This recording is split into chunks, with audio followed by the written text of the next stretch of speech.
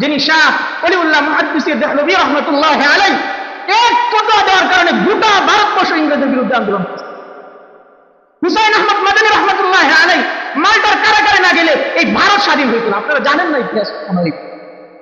কাসেম নানতবী রহমতুল্লাহ আলাইহি, শাইখুল হিন্দ মাহমুদ রহমতুল্লাহ আলাইহি, মাওলানা আজহার আলী রহমতুল্লাহ আলাইহি, আমরা তো চার নেতার নাম শুনছি, কিন্তু যাদের ফতোয়ার কারণে এই ভারত উপমহাদেশ স্বাধীন হয়েছে তাদেরকে আমরা চিনি না। তাদের মাঝে একজন ছিল সুলতান মাহমুদ গজনবী রহমতুল্লাহ আলাইহি, রাজ্যের একজন প্রধানমন্ত্রী, গুলাম আর মনিব, গুলাম আর বাদশার মধ্যে কোনো পার্থক্য নাই। আর আজকে তো আমাদের একটা সমাজের যদি মেম্বার হয় তার শরীরের সাথে আরেকজনের শরীর লাগতে পারে না। আছে না সমাজ যেমন মেম্বার, চেয়ারম্যান আছে না? নির্বাচনের আগে এসে দেখবেন একবারে পায়ের তালার মাঝে পর্যন্ত সালাম করতে চায়। এই যে সামনে ইউনিয়ন নির্বাচন আসতেছে, দেখবেন ভিক্ষুক বেটি অনেক মানুষ আছে, দেখা যায় সপ্তাহ মাস যায় গোসল করে না, শরীর থেকে দুর্গন্ধ, ওর সাথে পর্যন্ত কোলাকুলি করতেছে। নির্বাচনটা যখন চলে যায় তখন তার কাছে গিয়ে মুসাফা করবেন 10টা পেঁয়াজ দেখতে। কিন্তু সুলতান মাহমুদ গজনবী রহমতুল্লাহ আলাইহি ভারত সাম্রাজ্যের মতো একটা দেশের প্রেসিডেন্ট হওয়া সত্ত্বেও তিনি তার গুলাম আর বাদশাহ একসাথে দাঁড়ায় থাকতেন। কে গুলাম আর কে মনিব তা চিনা যায়। উনি এক রাত্রে তার গুলামকে নিয়ে ঘোরাফেরা করতেছে, তালাশ করতেছে আমার রাজ্যের মানুষগুলো কি করে, একটু খবর নিয়ে দেখি। ঘোরাফেরা করতেছি, হঠাৎ করে দেখে এক জায়গায় চারজন, একটা জায়গায় কি চারজন বসে আলোচনা করতেছে। কিন্তু সুলতান মাহমুদ গজনবী অন্ধকারে তো তারা আর চিনে না। তার চারজন তাকে যখন দেখলেন, দেখার পরে তারা চিন্তা করতেছে ওই একা চুরি করবার উঠছে। ওই চারজন হয়েছে সুর। আর সুলতান মাহমুদ গজনবী চিন্তা করছে আমার রাজ্যের মানুষগুলো রাত জাগে কে আল্লাহর ইবাদত করে, একটু দেখি তো। ওই চারজন ব্যক্তি দেখার পরে সুলতান মাহমুদ মনে করলেন আমার রাজ্যের মাঝে দেখা যায় এত ভালো মানুষ আছে, রাত জেগে তারা তাহাজ্জুদ করার জন্য ঘুম থেকে উঠে গেছে। আপনি এক বন্ধু মনে করেন 1 বছর পর সাক্ষাৎ হয়েছে, তার সাথে আপনি যতটুকু ফ্রিতে কথা বলেন আর যার সাথে দৈনিক সাক্ষাৎ হয় পার্থক্য আছে না? আপনি যখন দৈনিক 5 ওয়াক্ত মসজিদে আসেন আল্লাহর সাথে একটা সম্পর্ক হয়, আল্লাহর সাথে কি একটা সম্পর্ক হয়। আর আপনি যখন শেষ রাত্রে তাহাজ্জুদে দাঁড়ায়া নামাজ পড়ে আল্লাহর কাছে দোয়া করেন ওখানে আরেকটা সম্পর্ক হয়। যারা শুধু 5 ওয়াক্ত নামাজ পড়তে আসে তাদের সম্পর্ক আল্লাহর সাথে এক ধরন, যারা তাহাজ্জুদ করে তাদের সম্পর্ক আরেক ধরন, স্পেশাল কিছু। কারণ কি বাংলাদেশের কিছু এমপি মন্ত্রী সংসদে যাইতে পারে, আবার কিছু নেতারা আছে সংসদে যাইতে পারে না, প্রধানমন্ত্রীর সাথে সরাসরি কথা বলতে পারে, এমন কিছু নেতা আছে না? কারণ কি তারা প্রধানমন্ত্রীর কাছে খুব দামি। কিন্তু সংসদ নেতা হওয়া সত্ত্বেও, সংসদের এমপি হওয়া সত্ত্বেও প্রধানমন্ত্রীর কাছে গেলে অনেক অনুমতি প্রয়োজন আছে।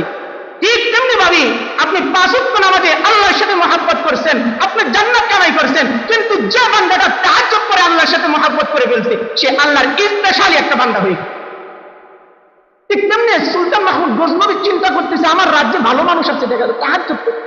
এবার 4 সূরা ডাক দেয়, বলে কে ভাই তুমি কে?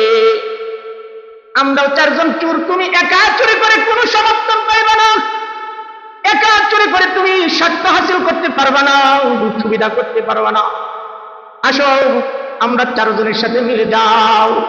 সুলতান মাহমুদ গজনবী কই ব্যাপারটা কি আমার রাজ্য চোর? এবার সুলতান মাহমুদ গজনবী তাদের কাছে গেছি।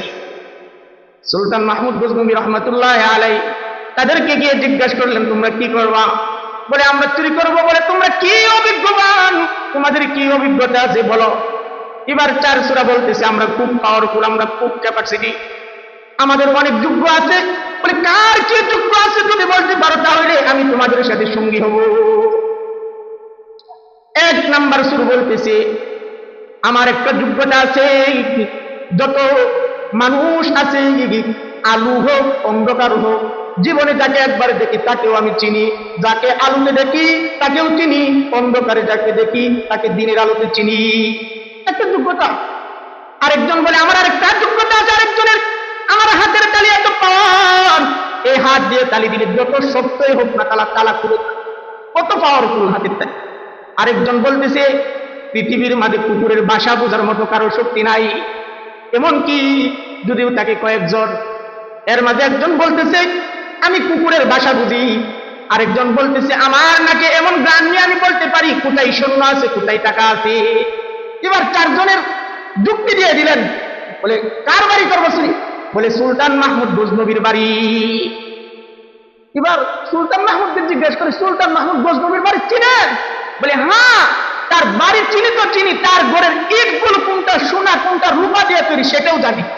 বলে তাহলে তো ভালো, চলো যাই সুলতান মাহমুদ গজনবী।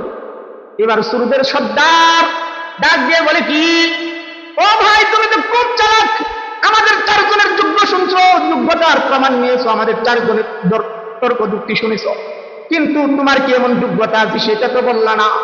এবার সুলতান মাহমুদ গজনবী রহমাতুল্লাহ আলাইহি বলেন আমার এমন একটা যোগ্যতা আছে, আমার এই যে সাদা দাড়িগুলো দেখছো, এই দাড়িগুলো যদি আমি ডান দিকে বাড়ি দেই তাহলে ফাঁসি মাফ হয়ে যা, এই দাড়িগুলো যদি আমি বাম দিকে বাড়ি দিই জেল মাফ হয়ে যা। বলে হ্যাঁ ভালো যোগ্যতা, আমরা সুর মানুষ যদি কোথাও তারা করে যাই তাহলে তোমার দাড়ির বাড়ি কাম হয়ে যা। বলে চলো যাই। এবার যাইছি পাঁচজন একসাথে সুলতান মাহমুদ গজনবীর বাড়ি যাইছে।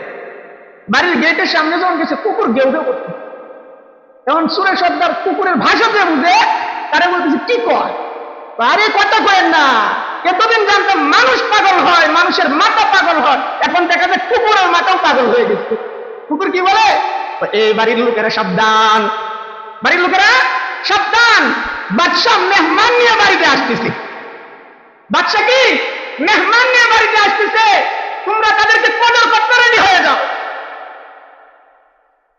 এবার বাড়ির গেটের সামনে চলে গেছে, তারা সামনে এসেছে, যে তার হাতে শক্তি আছে তালা খোলার দুঃখ সে তালি দিছে, তালা খুলে গেছে, ভিতরে ঢুকছে। যে বলছিল আমার একটা যোগ্যতা আছে, নাকে গ্রাম নিয়ে বলতে পারি, শ্বাস নিয়ে বলতে পারি কোথায় সোনা কোথায় রূপা। এবার তাকে বললে কোথায় স্বর্ণ কি আছে, সে এবার নাকি গ্রাম নিয়ে বলতেছে ওই জায়গায় স্বর্ণ, ওই জায়গায় টাকা, ওই জায়গায় মুদ্রা, সব নিয়ে একসাথে রেডি হয়ে গেছে। সব নিয়ে কি একসাথে রেডি হয়ে গেছে। কুকুরের ভাষা দিয়ে বুঝে তার যোগ্যতা প্রমাণ হয়ে গেছে, তালা খোলার যোগ্য লোকের প্রমাণ হয়ে গেছে। এবার যে নাকি গ্রাম নিয়ে তার যোগ্যতা প্রমাণ হয়ে গেছে, তিনজন চলে গেছে, বাকি আছে কয়জন? একজন। পাঁচজনের মাঝে তিনজনের প্রমাণ, দুইজন বাকি, চূড়া এক, বাদশাহ দুইজন বাকি, 4 নম্বর চূড়া। 5টা গাছলি রেডি করে তারা চলে গেছে তাদের বসস্থানে। এবার এর মাঝে কিছু অলস টাইপের লোক, আমাদের মাঝে কিছু অলস টাইপের লোক আছে না, ভাই জামুনে রোজই তো পড়ো, 8টা লাগুক তারপরে যাবো, এরকম কিছু অলস করার লোক আছে। এই 4 জনের মাঝে একজন অলস।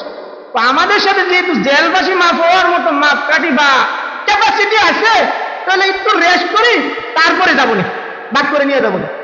এবার তারা শুয়ে বসছে, ক্লান্ত, রাত জায়গা তুলত, রাত্র জাগছে, শরীর ক্লান্ত, ঘুমিয়ে গেছে।